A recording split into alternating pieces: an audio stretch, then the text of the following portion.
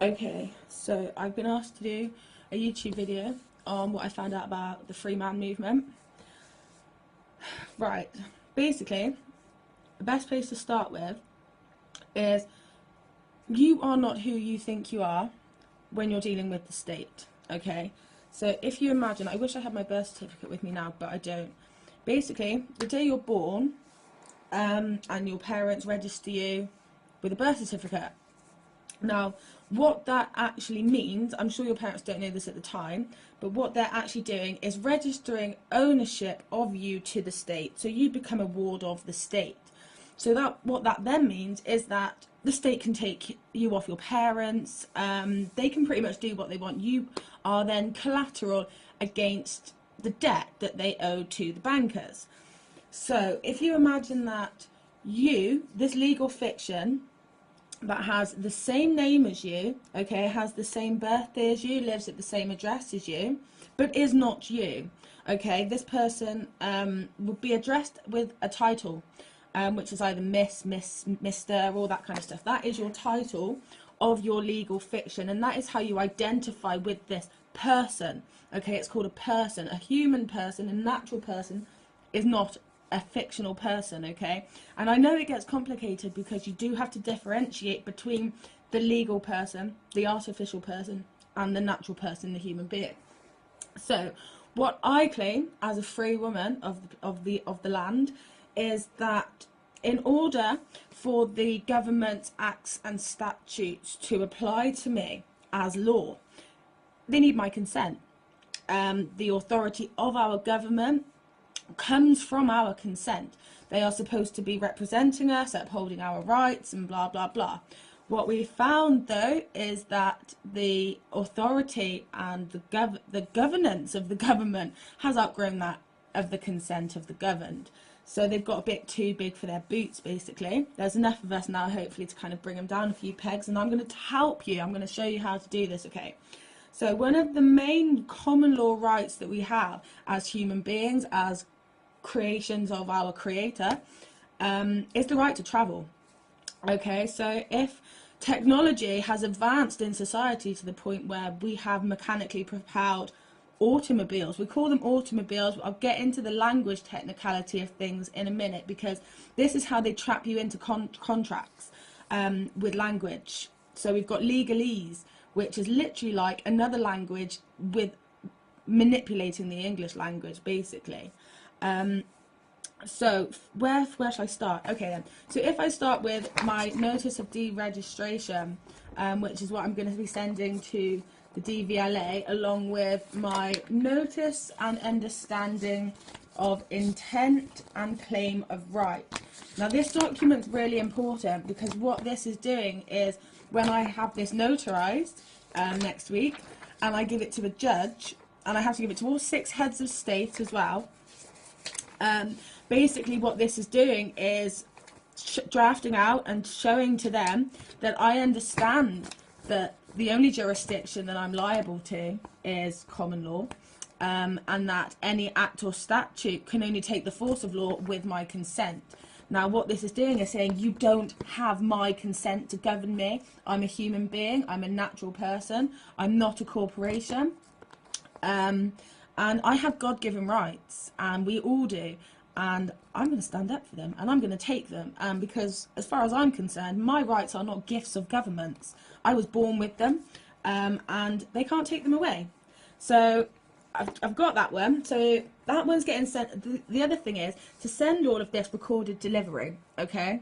Because then if you do ever get pulled up in court or whatever, you can say to the judge, well, I sent these letters, I got no response. Keep the notice of no response as well, because that you'll need that. That'll be really important. But yeah, basically, so imagine now then, I've sent all this off, rescinded my contracts with the DVLA, which is obviously the corporate state corporation for the UK. When it comes to driving, obviously it will be different in different countries. But once they've got all of my paperwork, all of my legal documentation, they won't reply. I know they won't reply. I've seen other videos of people doing this. They never really get a response, but obviously I'll give them 10 days or 28 days or whatever, and if they don't respond, then it's it's acquitted because of the no response. So what I then have to do is send all of this to the 6 heads of state. That makes this then a lawful legal document. This is my law then.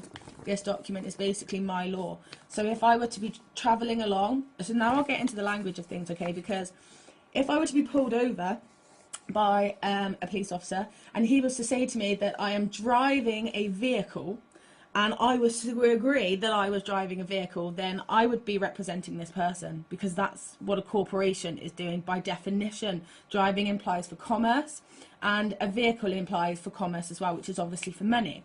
So if I'm just travelling, which is a very different definition, this is my right, I have the right to travel in an automobile, okay, is another key word, because that doesn't imply for commerce, that's a privately owned, mechanically propelled, I'm not going to say vehicle because that's not the right word, but you know what I'm talking about. Okay, so we have to be careful with the language. This is how they trap us verbally into contracts as well.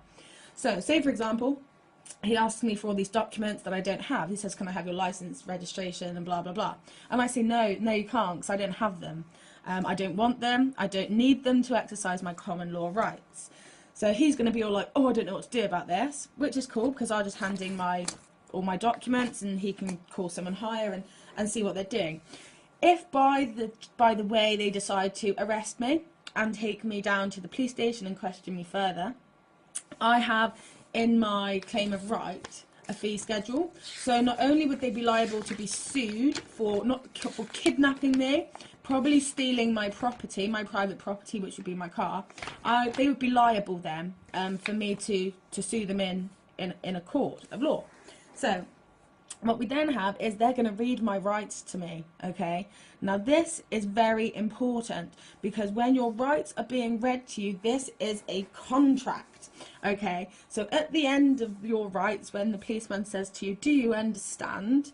He is not asking you if you comprehend what he's just said. He is asking you if you stand under his authority.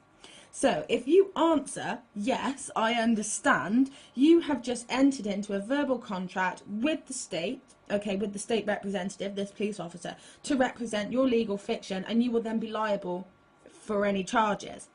If you answer from the very beginning that you do not consent, you do not stand under, is what you should say, I do not stand under, then hopefully, because most police officers don't really know the law, it's actively discouraged for them to know it. They have to wait till they get a bit higher up. So you'll get back and then like the superintendent, whatever they are, he'll know, okay, and he'll be like, okay, then as long as she's got the legal documentation, she's got the seal of approval, it's been notified, then I'm acting lawfully.